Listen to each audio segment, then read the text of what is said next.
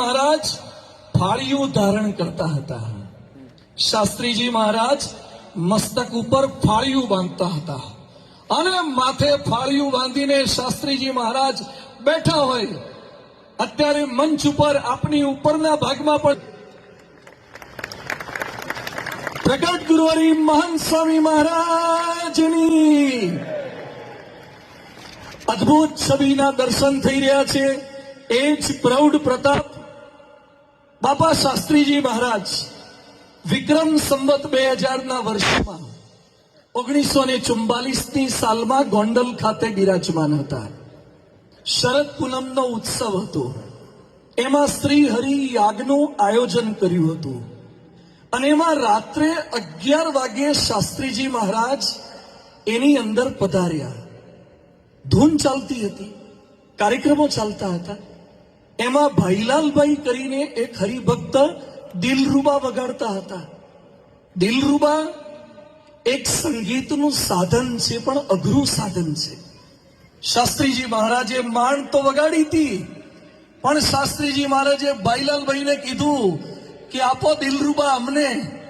શાસ્ત્રીજી મહારાજે દિલરૂબા હાથમાં લીધું અને 2 કલાક સુધી દિલરૂબા વગાડ્યું હતું. શાસ્ત્રીજી મહારાજે આખું ગોંડલ સંતો ભક્તો ભાવ સમાધિમાં લીન થઈ ગયા હતા. પ્રમુખ સ્વામી મહારાજ અનેકવાર બોલ્યા છે કે શાસ્ત્રીજી મહારાજના ગમતા પ્રસંગોમાંથી મારો ગમતો એક પ્રસંગ મારા ગુરુ શાસ્ત્રીજી મહારાજે દિલરૂબા વગાડ્યું હતું ને એ હતો. બાપા ગોંડલ છે, એ જ તીર્થધામ ગોંડલ છે, એ જ શાસ્ત્રીજી મહારાજ ફાળિયું પહેરીને બેઠા છે અને વર્ષો જૂનું એ જ દિલરૂબા પણ છે. તો કેમ આજે વાગી ન જાય? કેમ આજે દિલરૂબાથી ભાવ સમાધિમાં અમને પણ લીન કરી દો?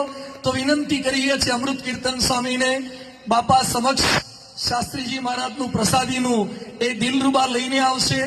અમને બાપાએ યાદગાર અને ઐતિહાસિક સ્મૃતિ આપો. આપના કર્મમાં દિલરૂબા ગ્રહણ કરી બાપા એવા સૂર છેડો કે અમારા હૃદયમાંથી કામ ક્રોધાદિક અસુર બધા નીકળી જાય. બાપા આપના સૂર છેડ્યા વગર અમે ક્યારે અસુરોને પરાસ્ત નહીં કરી શકીએ. પ્રાર્થના કરીએ સ્વામી શ્રી દિલરૂબા વગાડી આપણને અલૌકિક સ્મૃતિ આપશે.